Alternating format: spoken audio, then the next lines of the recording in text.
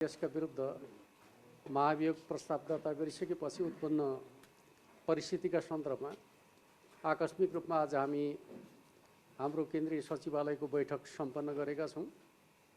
बैठकले यो कदमलाई अत्यन्त गम्भीर र षड्यन्त्रपूर्ण कदमका रूपमा लिएको छ।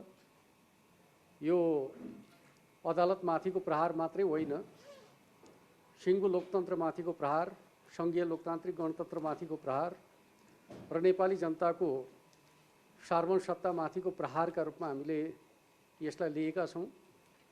र यो भर्खरै हाम्रो पार्टी लगायत जनताको दबावद्वारा तय गरेको स्थानीय तहको निर्वाचनलाई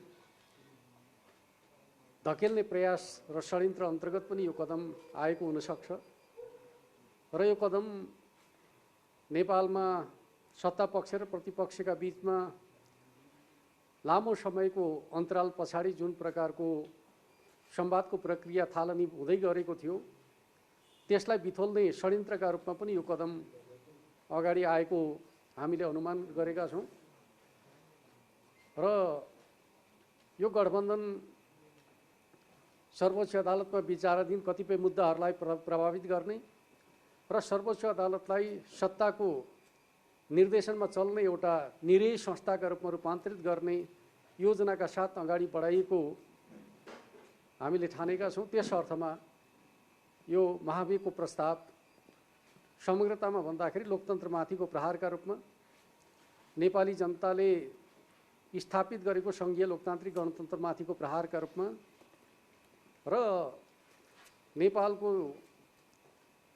भर्खरै सुदृढ हुँदै गएको जुन राजनीतिक प्रणाली छ त्यसलाई अस्थिर बनाउने, एक प्रकारले भन्दाखेरि नेपालमा नियन्त्रित अस्थिरता सिर्जना गर्ने उद्देश्य अन्तर्गत यो कदम अगाडि बढाइएको निष्कर्षका साथ हामीले यस विषयमा पार्टीको तर्फबाट गम्भीर ढङ्गले प्रतिवाद गर्नु आवश्यक छ र आम जनताले पनि यस प्रकारका षड्यन्त्रपूर्ण क्रियाकलापहरूलाई असफल पार्नका लागि सचेतनतापूर्वक अगाडि बढ्नु आवश्यक छ भन्ने निष्कर्ष हामीले निकालेका छौँ।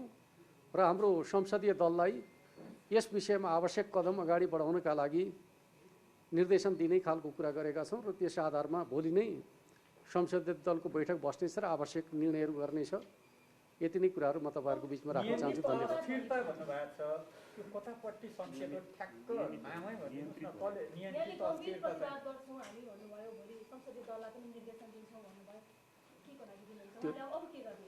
त्यसका लागि त तपाईँ हामी सबैले भोलिको निर्णयको प्रतीक्षा गर्नुपर्छ, किनकि आज सबै कुरा भन्ने भए त आजै हामी भनिहाल्थ्यौँ। किनकि यो लोकतन्त्रमा संसदीय प्रणालीले गर्ने काम चाहिँ संसदीय प्रक्रिया मार्फतै अगाडि बढाउनुपर्छ। पार्टीले त्यसलाई निर्देशन दिने काम गरेका छ।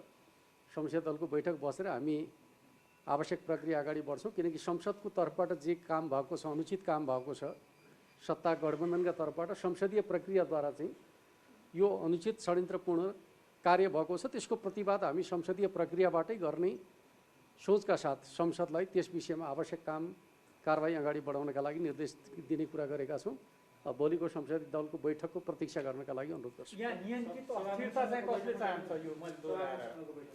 नेपालमा स्वाभाविक रूपमा चाहिँ नेपालको लोकतन्त्रलाई अस्थिर पार्ने खालको काम निरन्तर रूपमा जारी छ।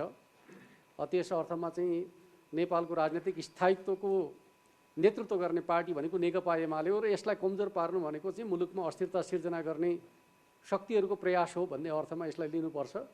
कुनै एउटा व्यक्ति विशेष वा संस्था विशेषको कुरा होइन, समग्रतामा एउटा प्रवृत्ति हो। एकातिर हामी स्थायित्वको पक्षको नेतृत्व गर्ने नेकपा एमाले छ, अर्कोतर्फ मुलुकलाई अस्थिरतातर्फ लैजाने शक्तिहरू छन्। तिनीहरूका बिचको अन्तरसङ्घर्षका रूपमा मुलुकको राजनीति अगाडि बढिरहेको छ र मुलुकको राजनीति नै दुई ध्रुवमा ध्रुवीकृत हुँदैछ।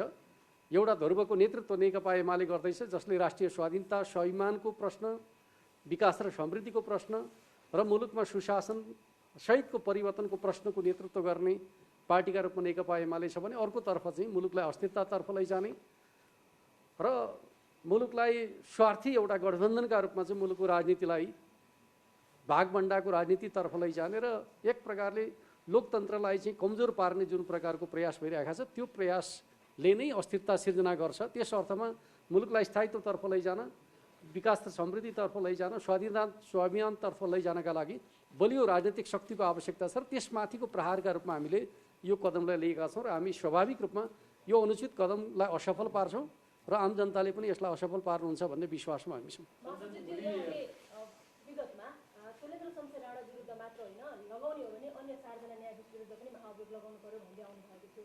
के अब हुन त काउन्टरमाथि काउन्टर गर्दै गयो भने यहाँले भने जस्तै राजनीतिक अस्थिरताले मुलुक ठुल्ठुलो होला, तर आशंका भइरहेको छ। यहाँ अनौपचारिक छलफलमा हुनुहुन्छ, आशंका भने मैले त्यो पनि चिज दिनु होला अलिकति। अर्को भनेको सभामुख विरुद्ध आचरण अनुकूलको काम गरेको भन्ने प्रस्ताव पनि एमालेले लान खोजिरहेको भन्ने। सभामुखका बारेमा हामी पहिलेदेखि एउटै स्ट्यान्डमा छौँ। खास गरी उहाँले सभामुखको भूमिका निर्वाह गर्न सक्नु भएन, त्यस अर्थमा सभामुखको हैसियतमा उहाँले भूमिका निर्वाह गर्न नसकेको कुराप्रति हाम्रो आपत्ति छ। 14 जना सभासदहरूको कारबाहीको नोटिस सार्वजनिक गर्ने कर्तव्य मात्रै उहाँको थियो, उहाँले त्यसलाई होल्ड गर्ने खालको काम गर्नुभयो। त्यस अर्थमा उहाँले आफ्नो गल्तीलाई सच्याउने खालको काम वा संसदमा जारी अवरोध अन्त्य गर्नका लागि चाहिँ मार्ग प्रशस्त गर्ने काम, दुईवटा विकल्प उहाँलाई हामीले दिएका छौँ। हामी त्यो विकल्पमा दृढ छौँ। हामी अर्को कुनै नयाँ विकल्प सारिरहनु पर्ने पक्षमा छैनौँ, हामी त्यही मान्यताका पक्षमा रहेका छौँ। र अहिले जुन प्रकारको चाहिँ महाभियोगको प्रस्ताव प्रस्तुत गरिएको छ षड्यन्त्रपूर्ण तरिकाले मुलुकको राजनीतिलाई अस्थिर बनाउने उद्देश्यका साथ, त्यसको प्रतिवाद कसरी गर्ने भन्ने कुरा हामी संसदीय छलफलको प्रक्रियाबाटै टुङ्ग्याउँछौँ। धन्यवाद।